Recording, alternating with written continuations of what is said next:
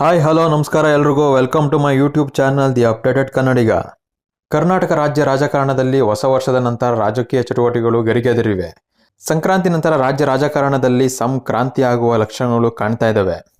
ಯಾಕೆ ಈಗ ಹೇಳ್ತಾ ಇದ್ದೀನಿ ಅಂತ ನೀವೇನಾದರೂ ಅನ್ಕೊಂಡ್ರೆ, ಡಿ.ಕೆ. ಶಿವಕುಮಾರ್ ಅವರು ವಿದೇಶ ಪ್ರವಾಸದಲ್ಲಿರುವ ಸಮಯದಲ್ಲೇ ಸತೀಶ್ ಜಾರಕಿಹೊಳಿ ನೇತೃತ್ವದಲ್ಲಿ ಅವರ ಸ್ವಗೃಹದಲ್ಲೇ ರಾತ್ರಿ ಔತಣಕೂಟವನ್ನು ಏರ್ಪಡಿಸಿದ್ರು.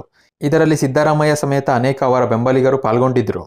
ಈ ಔತಣಕೂಟದಲ್ಲಿ ಡಿ.ಕೆ. ಶಿವಕುಮಾರ್ ಅವರ ಬಗ್ಗೆ ಆಗಿರ್ಬೋದು, ಇನ್ನು ಬೇರೆ ರಾಜ್ಯ ರಾಜಕಾರಣದ ಬಗ್ಗೆ ಆಗಿರ್ಬೋದು ಸಾಕಷ್ಟು ಚರ್ಚೆಗಳು ಕೂಡ ಮಾಡಿದ್ದಾರೆ. ಅವೇನಪ್ಪ ಅಂತಂದ್ರೆ, ಈಗಾಗಲೇ ಡಿ.ಕೆ. ಶಿವಕುಮಾರ್ ಅವರು ಮುಖ್ಯಮಂತ್ರಿ ಸ್ಥಾನದ ಮೇಲೆ ಕಣ್ಣಿಟ್ಟಿರೋದು ಎಲ್ರಿಗೂ ಗೊತ್ತಿರೋ ವಿಷಯನೇ. ಈ ಹಿಂದೆ ಸರ್ಕಾರ ರಚನೆ ಆಗೋ ಮುಂಚೆ 2.5 ವರ್ಷ ಸಿದ್ದರಾಮಯ್ಯನವರು, 2.5 ವರ್ಷ ಡಿ.ಕೆ. ಶಿವಕುಮಾರ್ ಅವರು ಮುಖ್ಯಮಂತ್ರಿ ಆಗಿರ್ತಾರೆ ಅನ್ನೋ ಮಾತುಗಳು ಕೂಡ ಕೇಳಿ ಬಂದಿತ್ತು.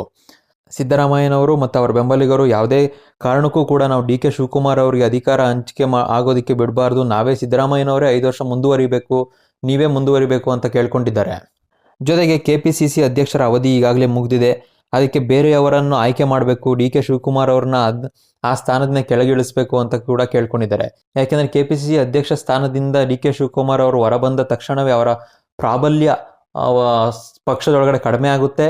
ಜೊತೆಗೆ ಅವರ ಒಂದು ಮುಖ್ಯಮಂತ್ರಿ ಪಟ್ಟಕ್ಕೆ ಕಣ್ಣಿಟ್ಟಿರುವಂಥ ಅವರ ಒಂದು ಹಿಡಿತ ಕಡಿಮೆ ಆಗುತ್ತೆ ಅನ್ನೋದು ಇವರ ಲೆಕ್ಕಾಚಾರ.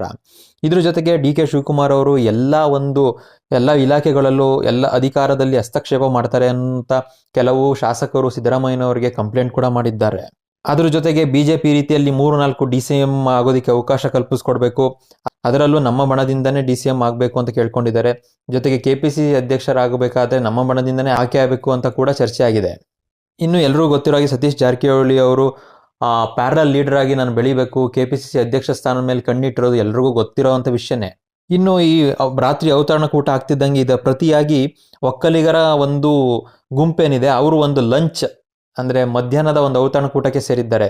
ಇದೊಂದು ಕುತೂಹಲ ಮೂಡಿಸಿದೆ, ಏನು ಇಲ್ಲಿ ಜರುಗಿದೆ ಅಂತ. ಚೆಲುವರಾಯಸ್ವಾಮಿ ಅವರು, ಗಣಿಗ ರವಿ ಅವರು, ಮಾದೇಗೌಡ ಅವರು, ಗೂಳಿಗೌಡ, ಈ ಥರ ಸುಮಾರು ಒಕ್ಕಲಿಗ ಸಮುದಾಯದ ಶಾಸಕರು ಕೂಡ ಒಂದು ಮಧ್ಯಾಹ್ನದ ಔತಣಕೂಟಕ್ಕೆ ಸೇರಿ ಚರ್ಚೆ ಮಾಡಿದ್ದಾರೆ.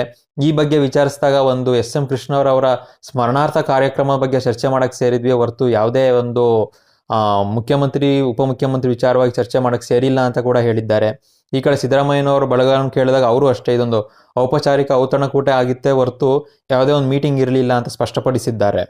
ಇನ್ನು 1-2 ದಿನಗಳಲ್ಲಿ ವಿದೇಶ ಪ್ರವಾಸ ಮುಗಿಸ್ಕೊಂಡು ಡಿ.ಕೆ. ಶಿವಕುಮಾರ್ ಅವರು ಮರಳಿ ಬರ್ತಾ ಇದ್ದಾರೆ.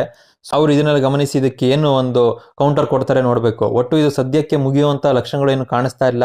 ಇದೊಂದು ಮುಖ್ಯಮಂತ್ರಿ ಸ್ಥಾನಕ್ಕೆ ಹಗ್ಗ ಜಗ್ಗಾಟ ಅಂತ ಮುಂದುವರಿಯುತ್ತೆ ಕರ್ನಾಟಕ ರಾಜ್ಯ ರಾಜಕಾರಣದಲ್ಲಿ ಅಂತಲೇ ಹೇಳ್ಬೋದು. ಅಷ್ಟು ಸ್ಮೂತ್ ಆಗಂತೂ ಇರಲ್ಲ.